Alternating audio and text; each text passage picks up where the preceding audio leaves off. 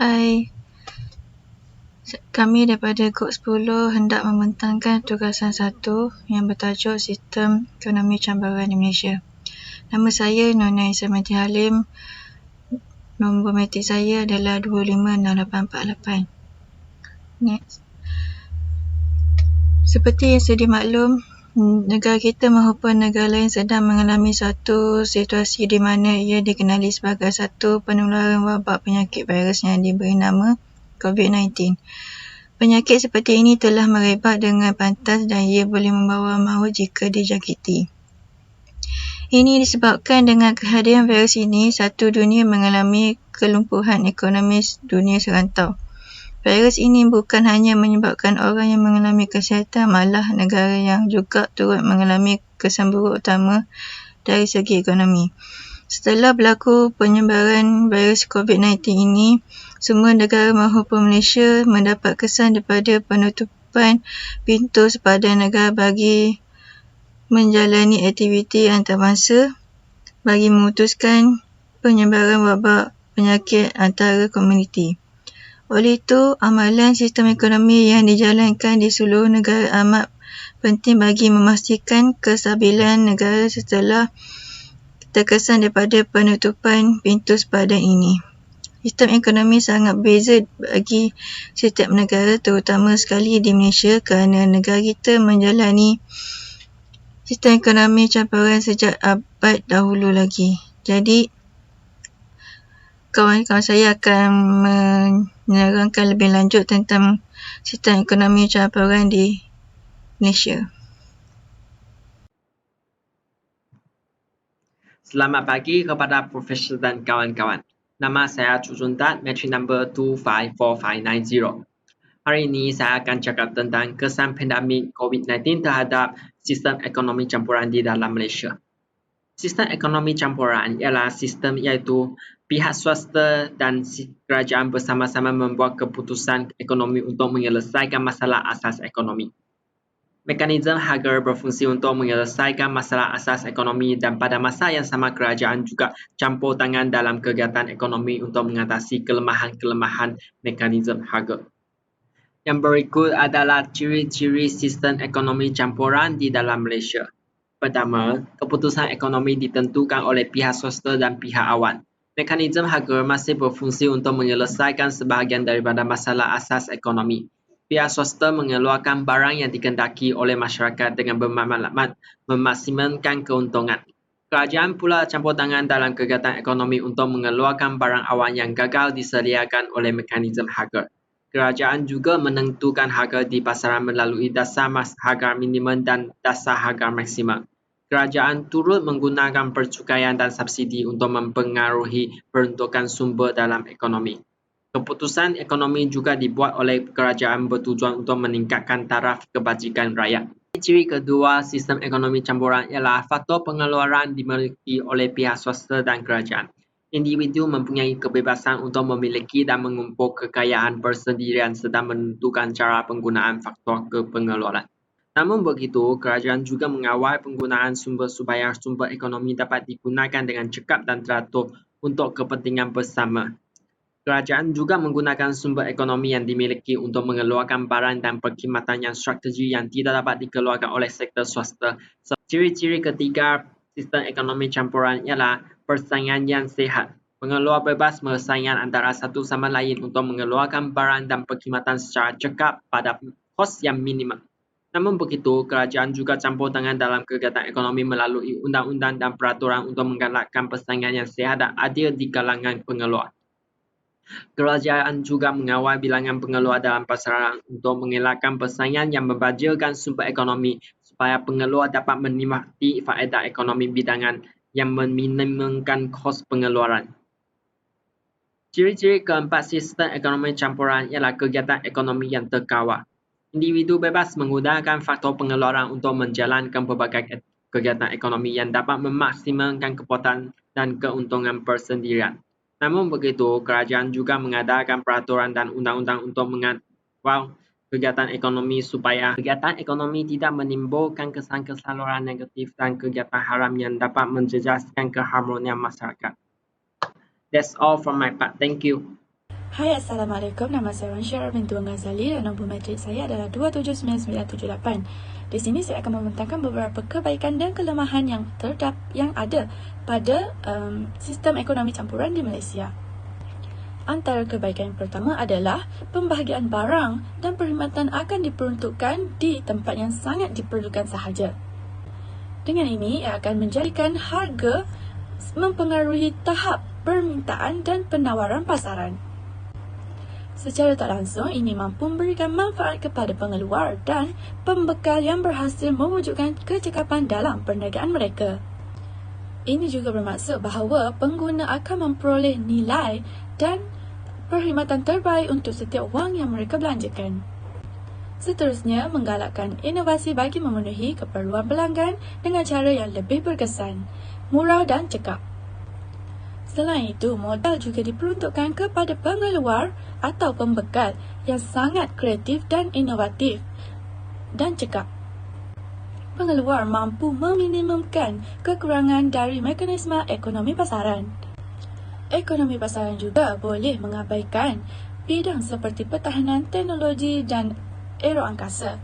Pembangunan ekonomi domestik cenderung bergerak lebih cepat kerana persaingan bebas dan seterusnya akan menghasilkan pelbagai jenis produk yang bakal muncul di pasaran dengan pelbagai jenis manfaat dan perincian produk. Tentukan arah dasar monetary yang bertujuan mengatur kewangan negara dan sistem kredit negara. Selain itu, dengan menubuhkan institusi dan organisasi kerajaan yang berhubung secara langsung dengan kegiatan ekonomi yang tujuannya adalah untuk memberi kemudahan kepada masyarakat dan meningkatkan pendapatan untuk negara. Bagi sektor perindustrian dan perniagaan pula, ia boleh diuruskan dengan syarikat swasta dengan mendapat keizinan daripada kerajaan. Ini kerana syarikat swasta lebih cenderung dengan mengutamakan keuntungan yang maksimum. Dengan ini, pihak ini akan mengutamakan kecekapan dari segi kos pengeluaran dan membuat lebih banyak inovasi untuk menghasilkan produk yang berkualiti tinggi dan dapat memberikan kepuasan kepada pembeli dan pengguna. Seterusnya, ekonomi campuran ini juga dapat mengurangkan beban pemerintah dalam menentukan dasar penentu dan pengaruh dalam meneliti pengeluaran serta pengedaran barang dan perkhidmatan. Sebelumnya, kerajaan memerintah sebahagian besar sektor ekonomi yang mengakibatkan penyerapan pengeluaran barangan dan perkhidmatan kerana tidak sesuai dengan permintaan pasaran. Kerajaan pemerintah memiliki kekuatan dan kuasa dalam mengatur keadaan pasaran dan mengambil tindakan terhadap pihak yang menyalahgunakan kekuasaan monopoli, seperti mencegah harga barangan yang berlebihan. Pemerintah berhak untuk melakukan sistem percukaian bagi mengenakan terhadap pengeluaran barangan dan perkhidmatan serta jika proses pembuatan produk barangan tersebut berpotensi menyebabkan pencemaran alam sekitar seperti sampah kilang dan pencemaran, akan diambil tindakan seperti hukuman denda. Seterusnya ialah kelemahan ekonomi campuran. Ekonomi campuran juga mempunyai beberapa kelemahan seperti pengeluar yang kurang cekap dan tidak kompetitif akan terlepas dari pandangan pihak kerajaan dan tidak mendapat sokongan sepenuhnya dari kerajaan kerana tahap kebebasan yang berlaku dalam mekanisme pasaran ekonomi terlalu besar. Kerajaan juga mempunyai tanggungjawab yang lebih besar daripada sektor swasta. Ini kerana hal-hal yang berkaitan dengan perniagaan lebih cenderung kepada kerajaan untuk mengambil kira dan meneliti setiap pergerakan ekonomi yang dijalankan di dalam negara. Malah, reka bentuk perindustrian yang berpusat di empayar boleh menjadi masalah. Sebagai contoh, industri yang terlibat dalam sektor pertahanan akan mempunyai watak monopoli atau oligarki yang akan diberi subsidi oleh kerajaan. Seterusnya, ia juga akan mengakibatkan hutang negara semakin meningkat dan melambatkan sektor ekonomi untuk jangka masa yang panjang. Sektor swasta tidak dapat memaksimumkan keuntungannya kerana ada campur tangan dari pihak pemerintah. walaupun pemerintah berperanan aktif dalam kegiatan ekonomi. Masalah ekonomi yang terjadi di dalamnya seperti inflasi, pengangguran dan lain-lain tidak akan dapat dielakkan. Pertumbuhan ekonomi akan terbantu dan cenderung lebih perlahan daripada sistem ekonomi liberal. Batasan sumber pembelanjaan yang dimiliki oleh kerajaan dan swasta akan sukar ditentukan dan menyebabkan pembahagian pendapatan agak sukar dilaksanakan di lapangan. Tidak ada penjelasan dan peraturan mengenai seberapa besar pengaruh pemerintah terhadap kegiatan ekonomi. Perluasan fizikal dapat menjadikannya lebih sukar untuk mendapatkan pinjaman dari pemerintah. Sebilangan besar kekuatan pasaran akan menyebabkan ketidaksamaan dalam persaingan perniagaan dan pemprosesan sumber yang tidak tepat.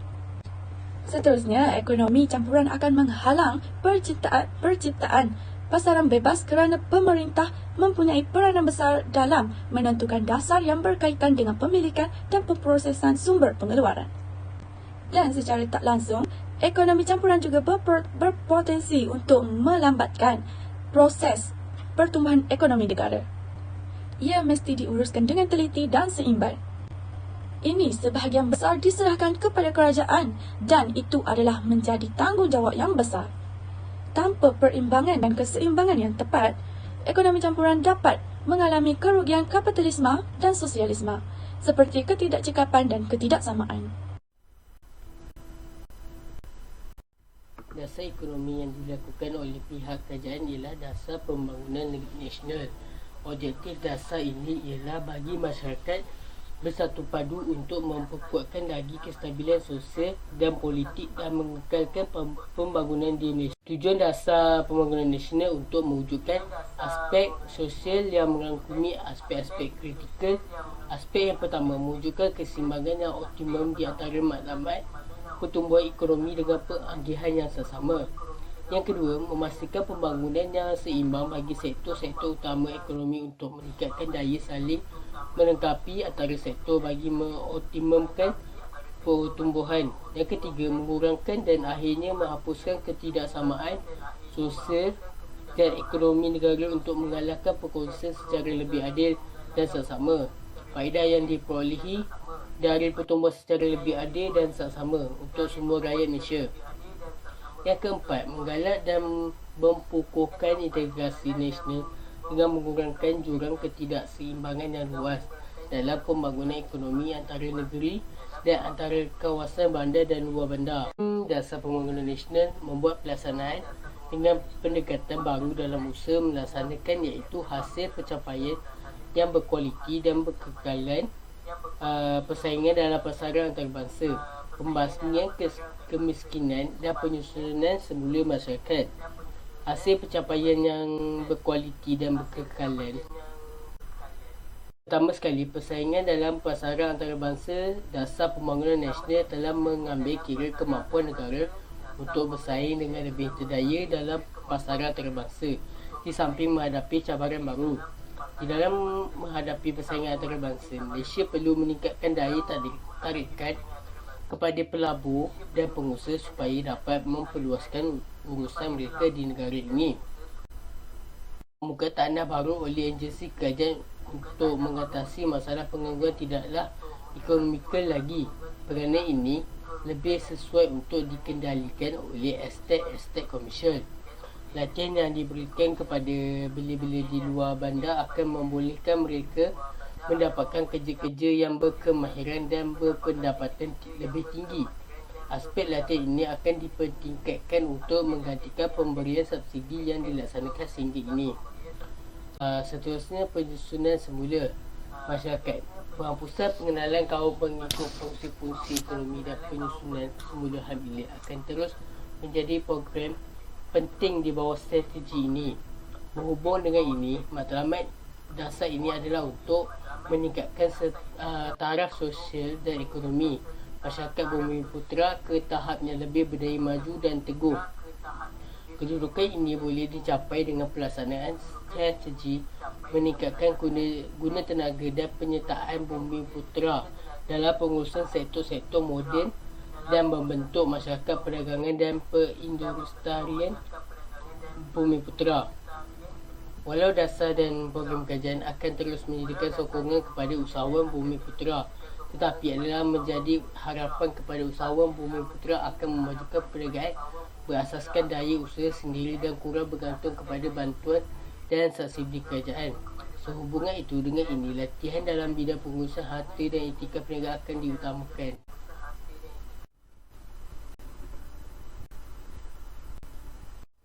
Pada akhir tahun 2019, penularan wabak COVID-19 yang berasa dijumpai berlaku di Wuhan, China yang telah mengembarkan seluruh dunia.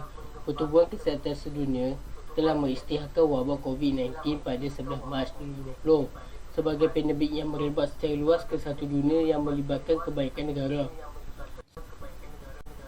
Satu impak dari PKP yang dilaksanakan di negara ini adalah dari segi kesan terhadap sektor pekerjaan.